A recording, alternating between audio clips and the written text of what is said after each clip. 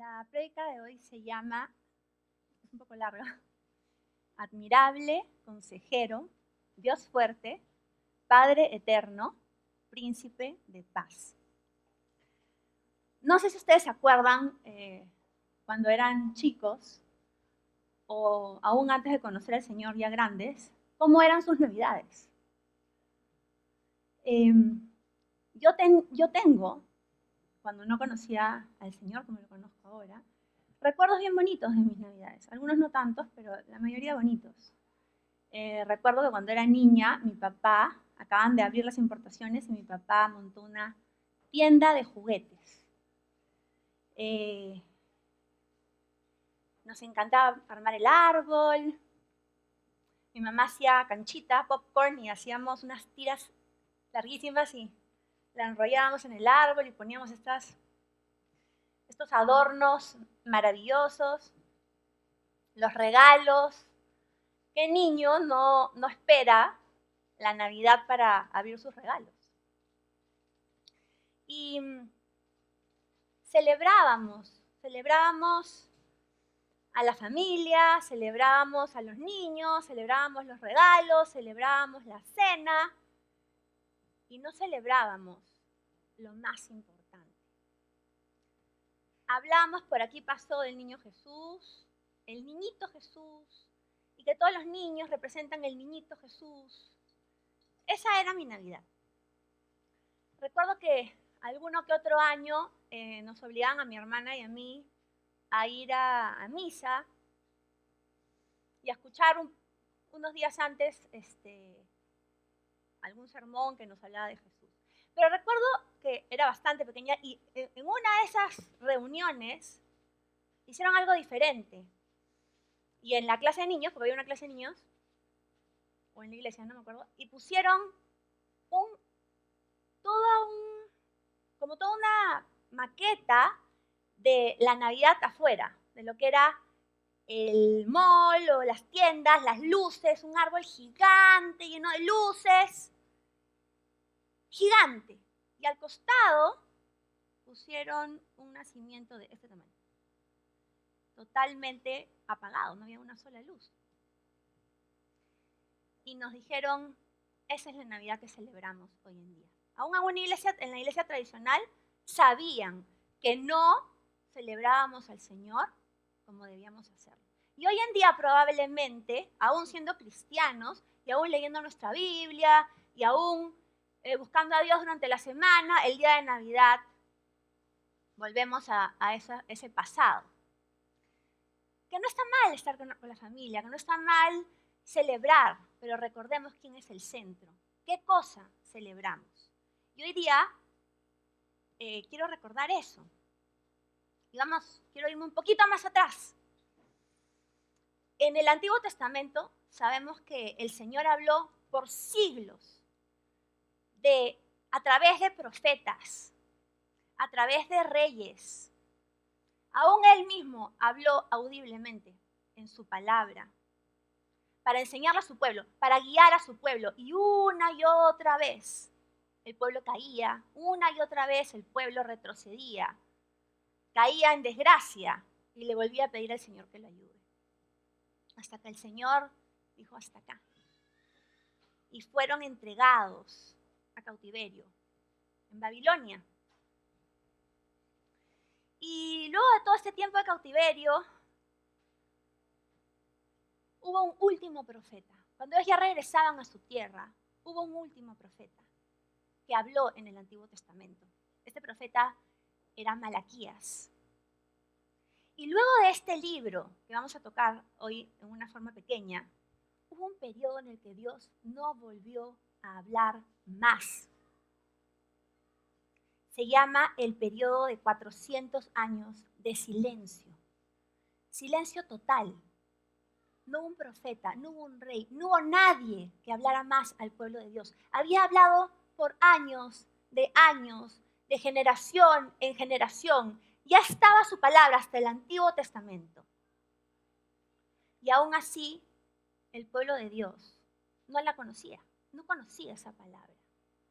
No la tenía impregnada en su corazón. Y sin embargo, Malaquías, siendo el último profeta y siendo el último libro del Antiguo Testamento, hizo un anuncio mesiánico, como muchos otros profetas. Pero hoy día quiero centrarme en este. Acompáñenme a Malaquías, capítulo 3, del 1 al 5. ¿Qué dice la palabra? He aquí, yo envío mi mensajero, el cual preparará el camino delante de mí.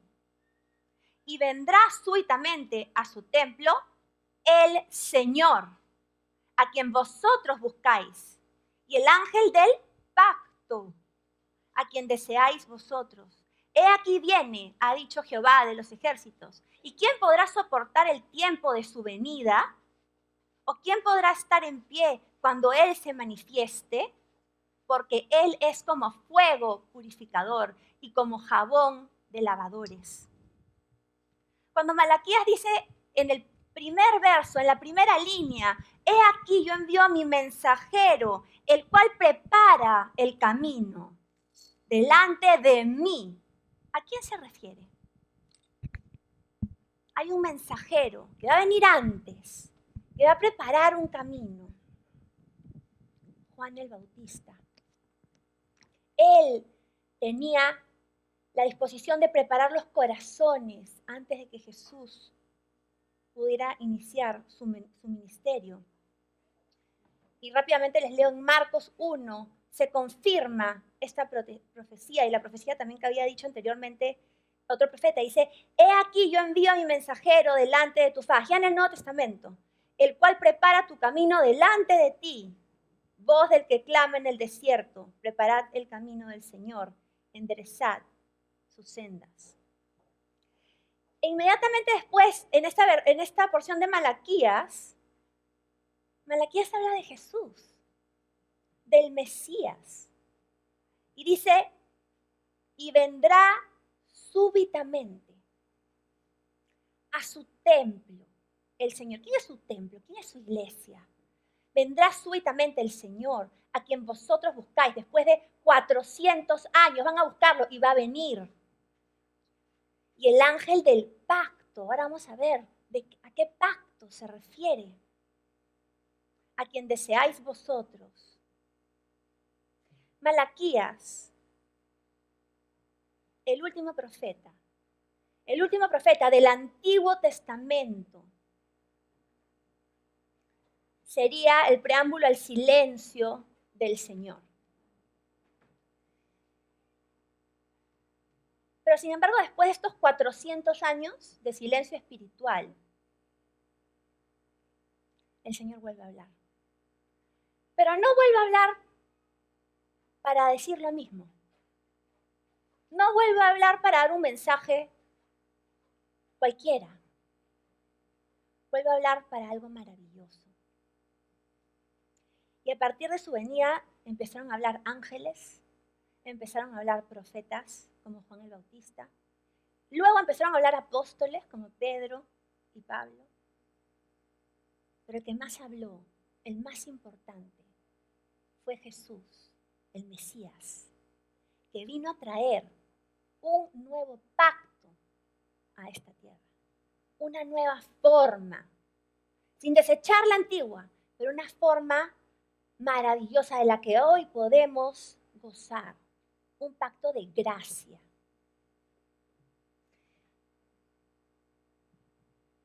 Y esta historia de Jesús no empieza desde el Nuevo Testamento. Ya habíamos dicho, los profetas lo empiezan a contar. Isaías, mis hermanas han dicho todo. Isaías 7:14 dice, por tanto, el mismo Señor le dará la señal. He aquí que la Virgen concebirá y dará a luz un hijo y llamará su nombre Emmanuel. Y el mismo Isaías en el capítulo 9, versículo 6 dice, y este es el versículo central de esta prédica, dice, porque un niño nos es nacido, hijo nos es dado, y el principado sobre sus hombros, y se llamará su nombre admirable, consejero, Dios fuerte, Padre eterno, príncipe de paz. iba a venir a traernos paz, paz para siempre. Y luego de estos profetas empieza la historia real. ¿Quién es el primero en hablar? Un ángel con nombre. Hay muy pocos ángeles a los cuales el Señor nombra en su palabra. Uno de ellos es Gabriel. Y dice la palabra, Lucas 1:26, al sexto mes, el ángel Gabriel fue enviado por Dios a una ciudad de Galilea llamada Nazaret, a una virgen desposada con un varón que se llamaba José, de la casa de David. Y el nombre de la virgen era María. Se cumple la profecía que habíamos leído hace un momento. Y entrando el ángel en donde ella estaba, dijo, salve, muy favorecida, eres muy favorecida, has sido elegida. El Señor está contigo, bendita tú eres entre las mujeres. Y más adelante le dice, cómo ella iba a servir de sierva para Dios. Y ahora concebirás, en el versículo 31, y ahora concebirás en tu vientre y darás a luz un hijo y llamarás su nombre Jesús. Y será grande y será llamado Hijo del Altísimo. Y el Señor Dios le dará el trono de David su padre y reinará sobre la casa de Jacob para siempre. Y esta, para no hacerlo tan largo, quiero contarles. Luego dice la palabra que José se entera que María estaba encinta y él era un hombre justo, era un hombre bueno, y él la decide dejar en secreto porque no quería enfermarla, ¿no? Porque él obviamente no era su hijo. Y un otro ángel en sueños se le aparece y le dice, José, no la dejes. Ella ha concebido del Espíritu Santo, pero le da más información de este niño y le da una orden. Y le dice, y dará a luz un hijo. Si quieren leerlo en Mateo 1, vamos a irnos de frente al versículo 21. Y dará a luz un hijo. Y le dice, y tú llamarás su nombre Jesús. ¿Por qué se iba a llamar Jesús? Porque él salvará a su pueblo de los pecados. Ese es el nuevo pacto. Ese cordero iba a salvar al pueblo de los pecados. Antes había una ley rígida, pero a partir de ese momento, solo Jesús era necesario para salvarnos de nuestros pecados.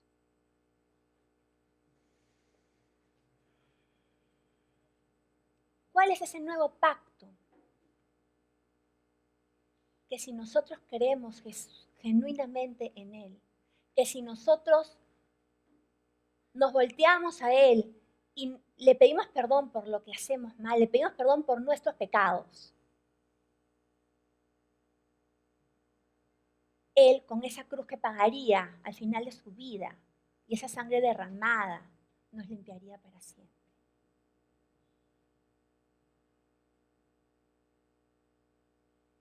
Jesús, Hijo de Dios, vivía en un reino maravilloso, en un reino nunca visto por un ojo humano, siendo alabado diariamente por los ángeles.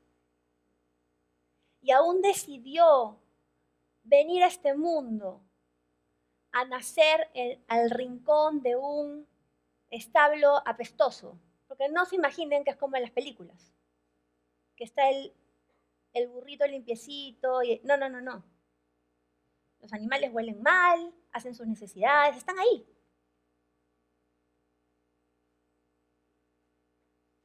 Y decidió venir como un hombre pobre, a morir como un ladrón, como un delincuente. Y la vez pasada que hablábamos con mi cuñado, estábamos un poco predicándole, y él me dice, bueno, Marilú, pero Jesús sabía que después de todo iba a regresar al cielo, iba a seguir siendo rey. Después de morir, iba a resucitar. Entonces yo le digo, bueno, ¿qué pasaría si yo te digo ahorita que ahorita te van a llevar y te van a tirar 150 latigazos y te van a hacer tu carne molida y te van a escupir y tus amigos te van a abandonar y te van a pegar y te van a crucificar. Pero no te preocupes porque después vas a vivir. Y te aseguro que vas a vivir. ¿Lo harías? No, sí te entiendo. O sea, por supuesto que es fácil decirlo, ¿no? Pero a veces no queremos pasar ni media hora de frío. El Señor pasó 33 años de su vida viviendo como 100% hombre, sintió todo. Hambre, frío, tristeza, rechazo, tentado en todo, según la palabra.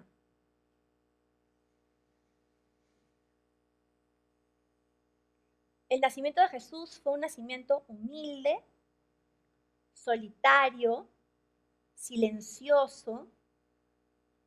Nadie lo celebró en ese momento.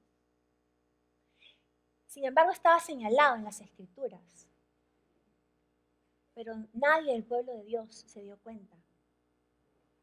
¿Por qué no se dio cuenta el pueblo de Dios? Porque no leían la palabra. Porque no tenían acceso a las Escrituras. Y quienes conocían las Escrituras, tenían acceso, no sé si meditaban en ella. Tenían todo el rompecabezas y no lo pudieron juntar. Y también es porque el pueblo no esperaba a un Jesús. El pueblo no esperaba a un hijo de un carpintero pobre. El pueblo esperaba un rey. El pueblo esperaba un rey político y religioso. Había un rey Herodes, esperaba a un hijo de un rey que naciera en majestuosidad, que los librara del yugo de los romanos. Eso es lo que ellos esperaban. Ellos esperaban una liberación física, una liberación natural. Y no se daban cuenta que estaban esclavizados, totalmente esclavizados espiritualmente. Y que cuando el Señor se refería a un Mesías, era para salvarlos espiritualmente.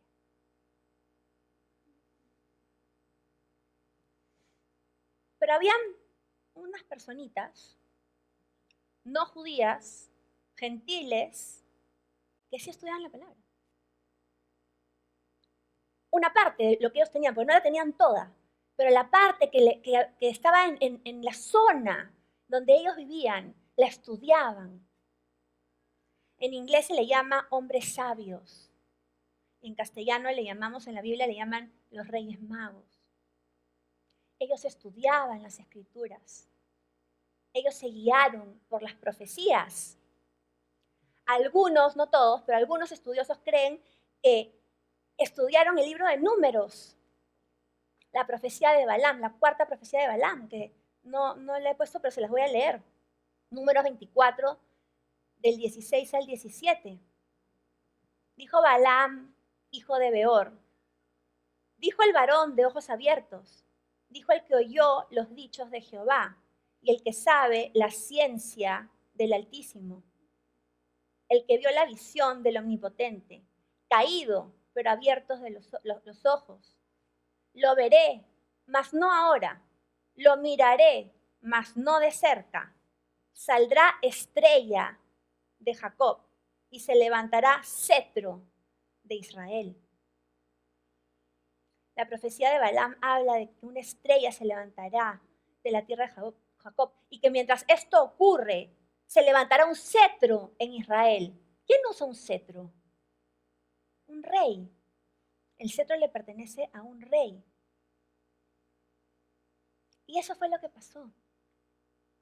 Ellos sabían el tiempo en el que había nacido. Sabían que había una estrella que no siempre estaba en el cielo, porque además dicen que eran estudiosos del universo, de las estrellas. Si me acompañan a Mateo 2, 1, en adelante, dice: cuando Jesús nació en Belén de Judea, en días del rey Herodes, vinieron del oriente a Jerusalén unos magos, diciendo: ¿dónde está el rey de los judíos que ha nacido? O sea, estos extranjeros sabían que había nacido el rey de los judíos. Y los propios judíos no tenían idea. Y continúan diciendo, porque su estrella hemos visto en el oriente. Ellos sabían que no era una estrella cualquiera, que era la estrella del rey de los judíos. Era la estrella de Jacob. Porque su estrella hemos visto en el oriente y venimos a adorarle. Oyendo esto, el rey Herodes se turbó, porque él era el rey, y toda Jerusalén con él. Y convocados todos los principales sacerdotes y los escribas del pueblo, les preguntó dónde había de nacer el Cristo. Ellos tenían la otra parte. Estos reyes no tenían esa parte. Sabían que era el rey de los judíos, pero no sabían en dónde. Y él llama a sus escribas, a los que copiaban la ley, y les pregunta, ¿dónde va a nacer el Cristo? Y tenían la respuesta, y la encuentran. Leen y dicen, va a nacer en Belén.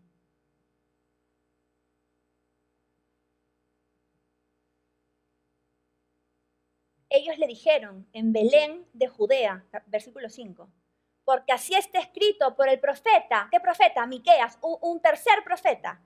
¿Y qué escribió Miqueas? Pero acá lo dice en Mateo. Y tú, Belén, de la tierra de Judá, no eres la más pequeña entre los príncipes de Judá, porque de ti saldrá un guiador que apacentará a mi pueblo. Los reyes lo oyeron y se fueron directamente a Belén, porque tenían una sola cosa que hacer en esa Navidad. En Mateo 2:9 dice lo que hicieron estos reyes, gentiles, extranjeros, no del pueblo de Dios. En el versículo 9 dice, ellos, habiendo oído al rey, se fueron. Y he aquí, la estrella que habían visto en el oriente iba delante de ellos. Perdón.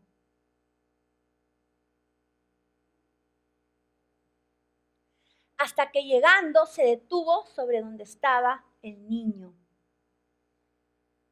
Al ver la estrella se regocijaron con muy grande gozo. Y al entrar a la casa, vieron al niño con su madre María y postrándose, lo adoraron. Y abriendo sus tesoros, le ofrecieron oro, incienso y mirra. Lo adoraron, no los adoraron. Había un solo Mesías en esa casa, porque ya había nacido hace un par de años, ya, o sea, no era recién nacido en ese momento. Había un solo Mesías, y solo a ese Mesías estos reyes sabios adoraron. ¿Sí pueden subir los músicos, por favor? Volvemos a leer el versículo de Isaías 9:6. Porque un niño nos es nacido,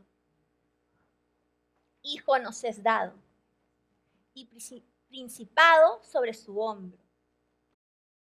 Y llamará su nombre admirable, consejero, Dios fuerte, Padre eterno, príncipe de paz. Esto es lo que tenemos que recordar en Navidad. Esto es lo que tenemos que recordar. El día del nacimiento del Mesías.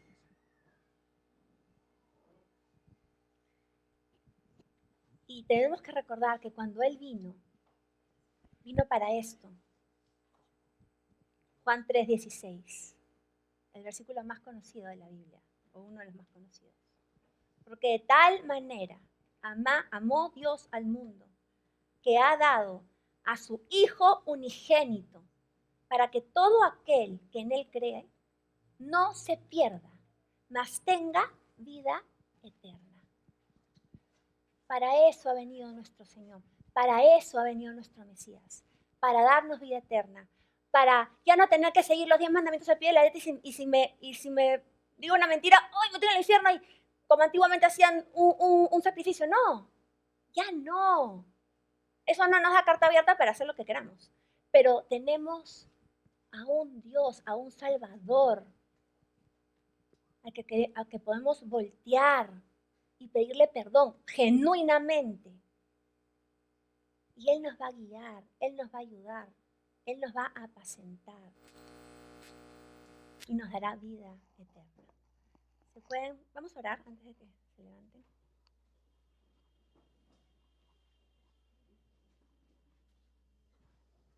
Amado Señor Jesús, gracias por venir a esta tierra, Señor. Gracias por tanto amor. Gracias porque aún cuando estabas en esa cruz, tú ya nos conocías, Señor, ya sabías todos nuestros pecados, Señor. Y estuviste dispuesto por amor a pagar cada uno de ellos. Pecados tan fuertes que tu Padre no te podía ver, Señor, que volteó su rostro de ti.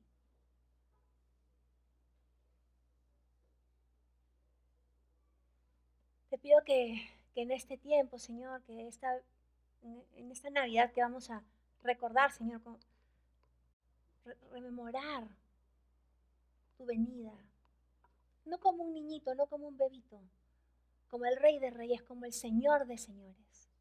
Te pongamos en primer lugar, Señor.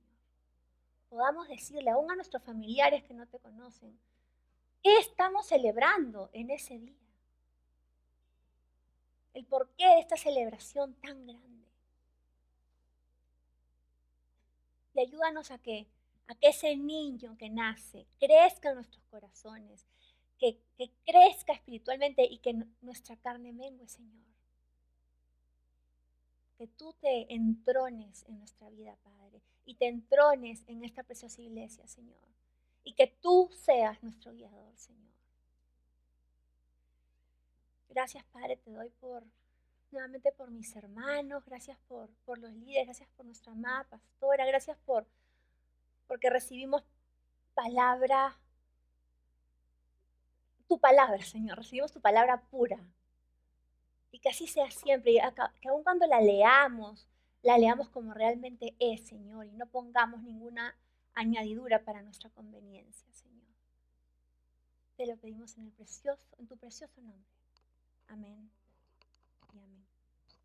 Pueden ponerse de pie, hermano.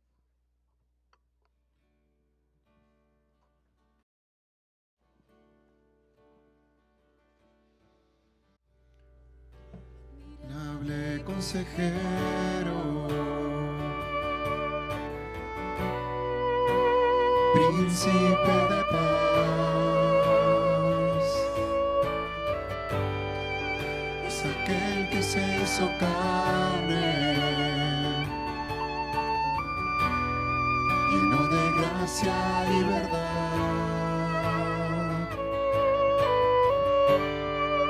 Admirable consejero, príncipe de paz, es aquel que se hizo carne, lleno de gracia y verdad.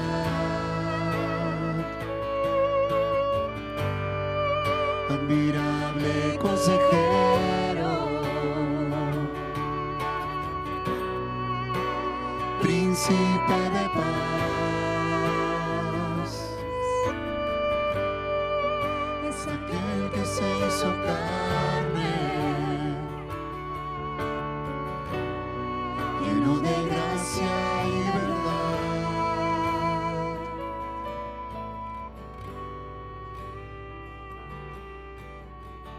Amado Jesús, admirable eres, Señor. Consejero eres, Señor.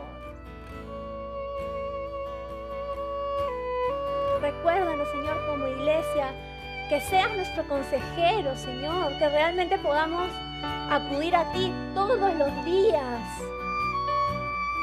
¿Cómo llamarte consejero si no leemos tu palabra, si no te oramos, si no te escuchamos, Señor?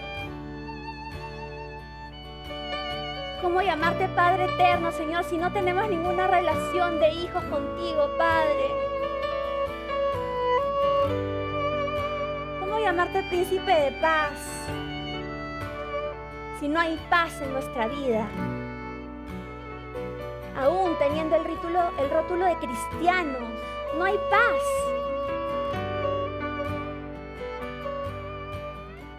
Solo hay una forma de tener esa paz, de tener esa llenura. Y es buscarte a ti, Señor.